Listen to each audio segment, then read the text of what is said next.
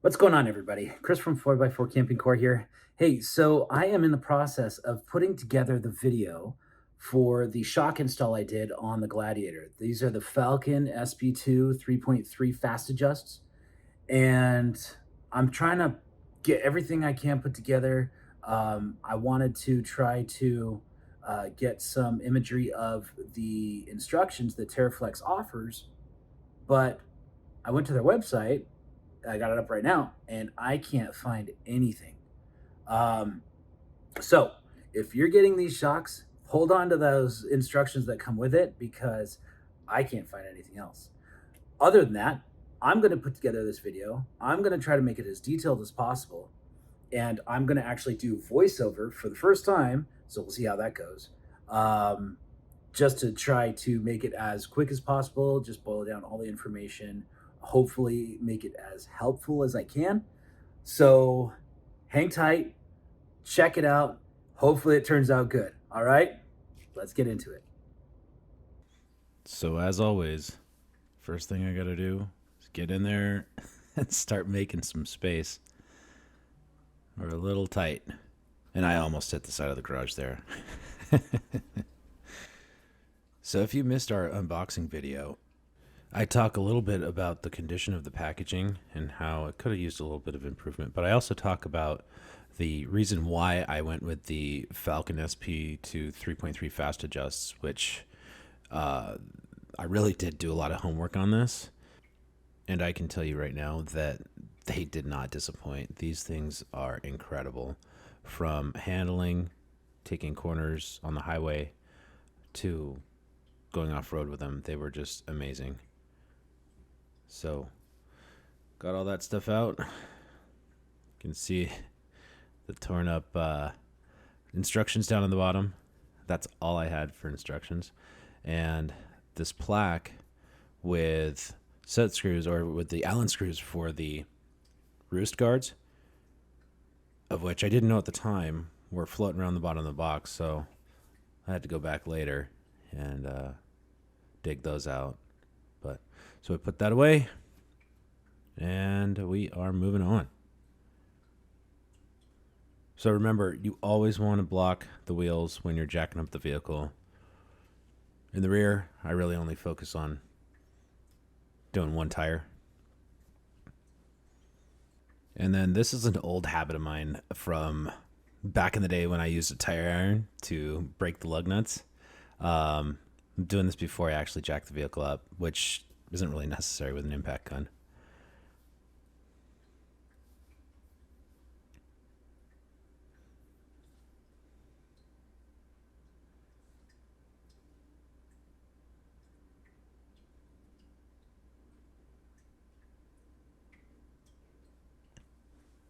So, with it up on jack stands now, go ahead, continue removing the lug nuts.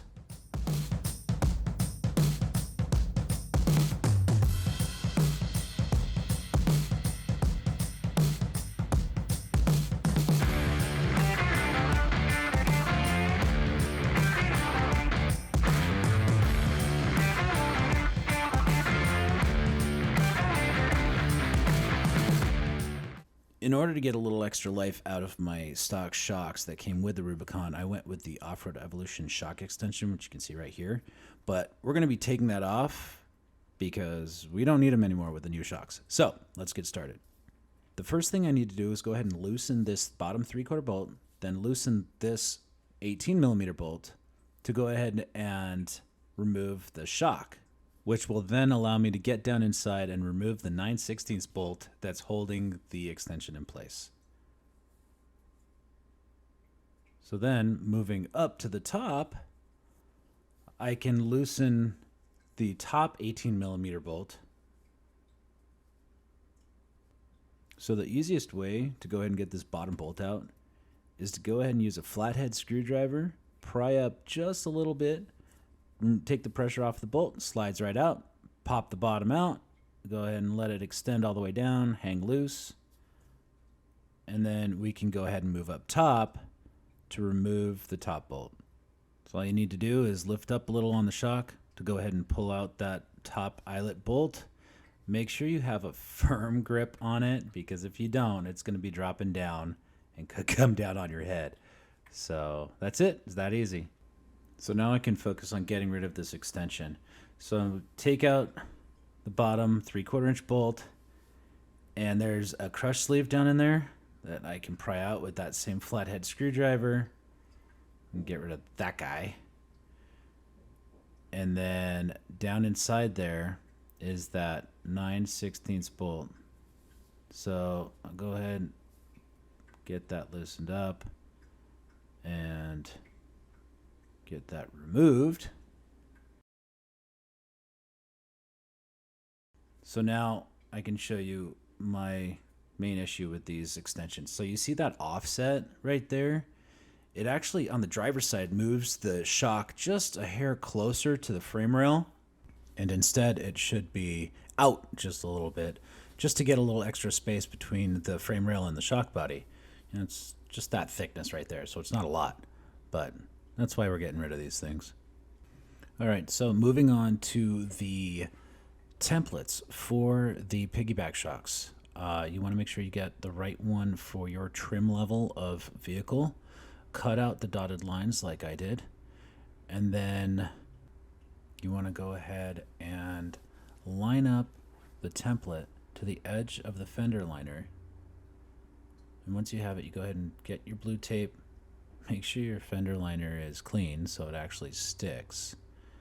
Got one up top and one at the bottom, and I was just going off of the instructions from the JL video that Terraflex has, and they said you can just take a box knife and make your cuts as you go along. And this was ridiculous. There was no way I was going to be able to do this. It was way too tough. So instead of using the utility knife, I went ahead and I got a paint marker like this and traced the hole that I had to cut all the way around, because I feel like this is a great opportunity to break out the power tools. So I have a Dremel with a drywall bit for cutting out drywall,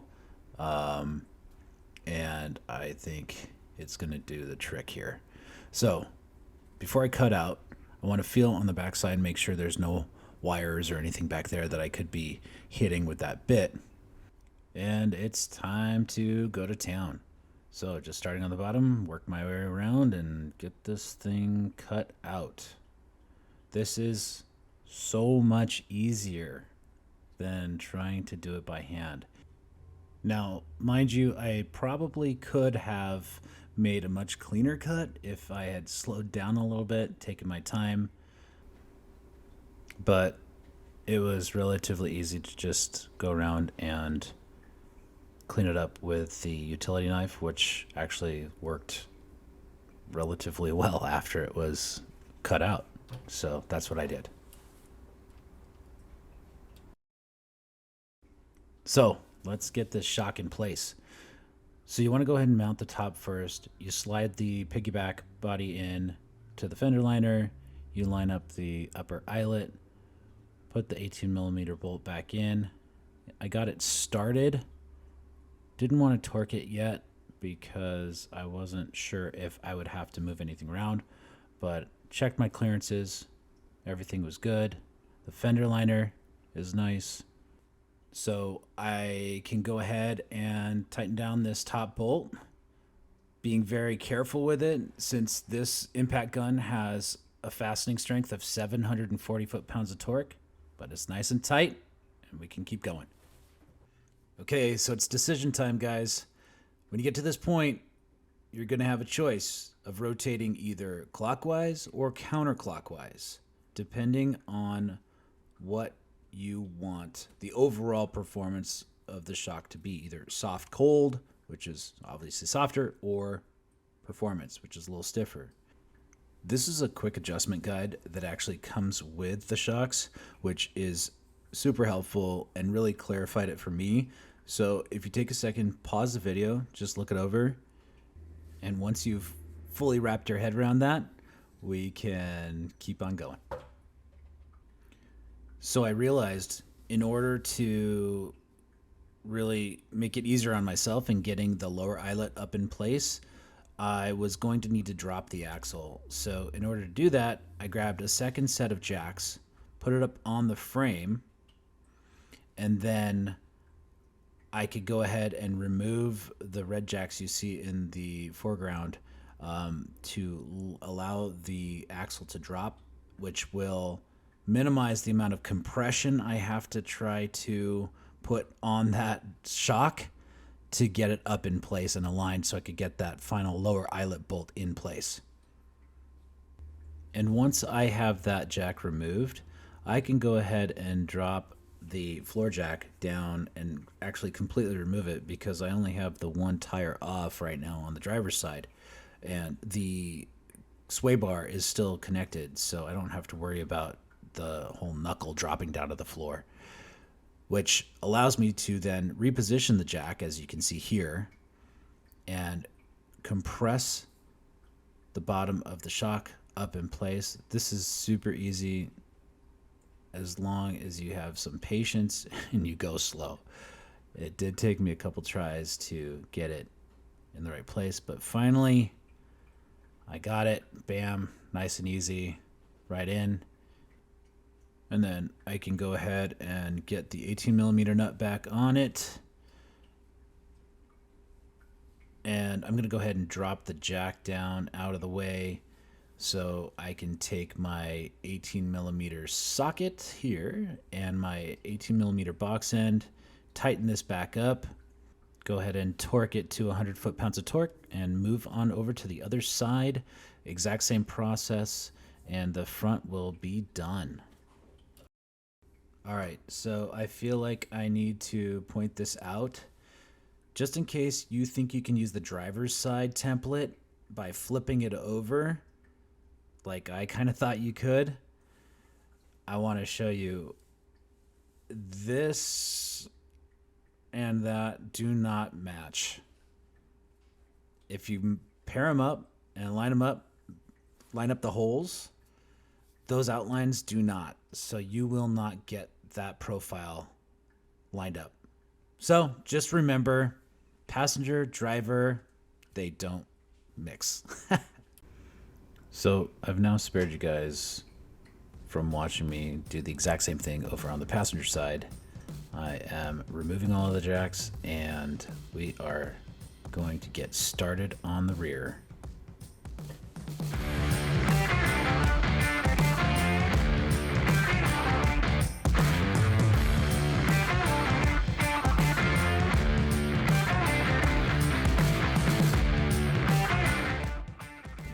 So I'm blocking the front tires now, and I'm showing this side, but I actually blocked both sides because the steering can actually allow the vehicle to shift when you're jacking it up. So I always block both front tires when I'm jacking up the back.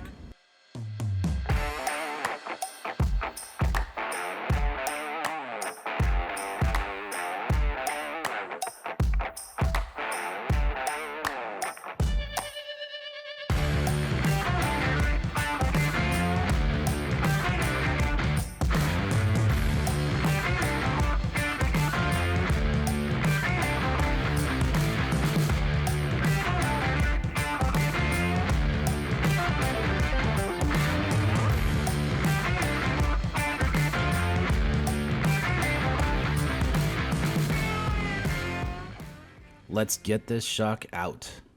We want to start with removing the top and lower eyelet bolts. Those are a 22mm, but 7/8 will work as well, which came in handy as I couldn't find my 22mm box end.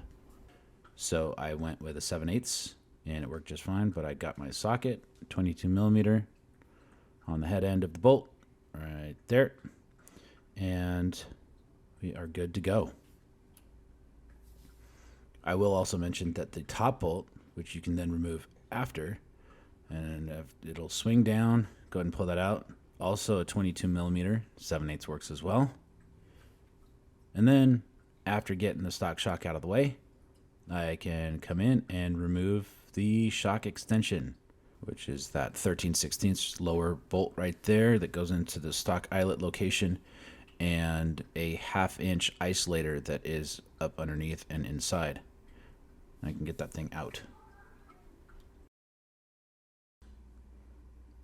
Go ahead and remove the 13/16 nut and washer from the back side. I can pull that bolt out, and the shock is wedged in there really tight because that extension at the bottom is actually a 2-piece extension, so it pinches that bottom eyelet really tight. You can see it's tight. Go ahead and pull it out now using that previously missing 22 millimeter box end wrench, as there's really no space back there, and 22 millimeter socket hooked up to my impact. And I just went ahead and backed the bolt all the way out of the nut. So I'm holding the nut in place right there. There it is right there. And holding the shock. Go ahead and remove that top bolt. And these shocks are out. Before installing the rear shocks, we need to do a couple of things. First of all, we need to identify what side they go on. And there's actually a couple different ways to do that. The first way, and I think the easiest way to do it, is just look for the label at the top of the shock, which is out of the frame, which is right there.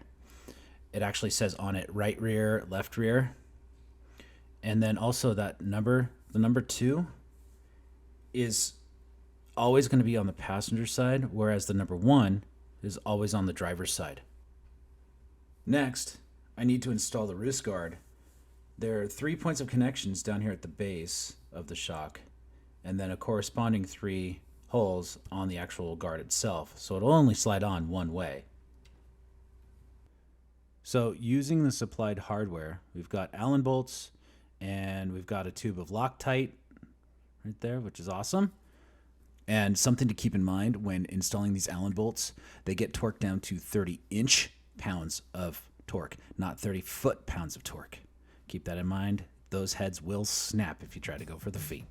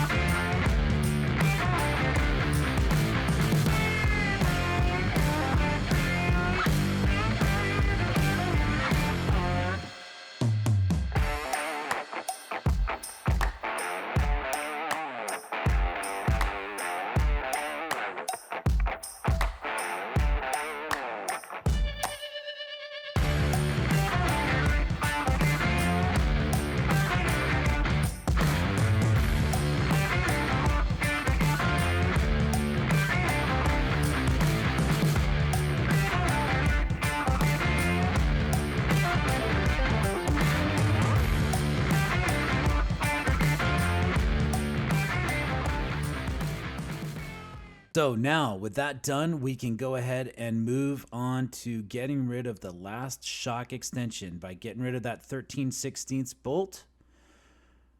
Already got it started here, so I'll go ahead and remove the nut from the backside, pull out that bolt, get rid of the crush sleeve right there, and the last remaining bolt up underneath, which is that 9/16 bolt and nut. I'm going to use box end on the outside. I've got my socket to my impact, my smaller impact up inside. Get that off, and it comes off in 2 pieces, just like so. And after cleaning off a little bit of the dirt, I can finally install the new shock. Again, if you guys don't have the shock extensions in, This is a really simple install with only a few steps remaining to get this thing done. Now, I need to go ahead and get this in and start it, but not torque it yet because I need to get this up in place. It'll be a lot easier before I torque it to get it up, swung up, then I'll tighten both top and bottom at the same time. So the instructions get a little vague here. They say to rotate the piston of the shock with the roost guard to face the front so that the Falcon logo faces towards the front of the vehicle. But in order to engage either performance or soft modes of the shock, it says earlier in the directions to rotate 360 degrees. So what I've done is I've rotated the 360 degrees, one full turn, plus another half to get it to face forward. Another thing that's a little confusing is that the soft mode is counterclockwise to the shock, whereas performance is clockwise. So hopefully that made enough sense. But once you finally get that shock rotated to the desired setting, it's time to go ahead and use the good old floor jack again to get the lower eyelet up in place. Again, just remember to go slow, take it nice and easy, and trust me, it will be a lot easier than trying to manhandle this thing up in place. These shocks are stiff.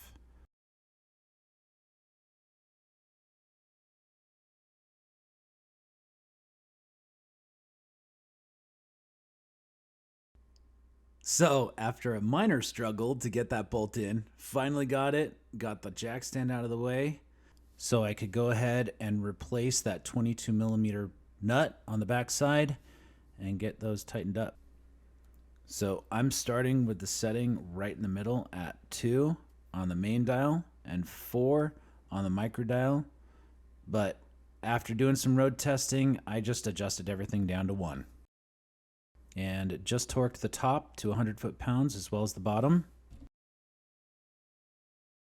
Now it's time to do the other side and wrap this install up.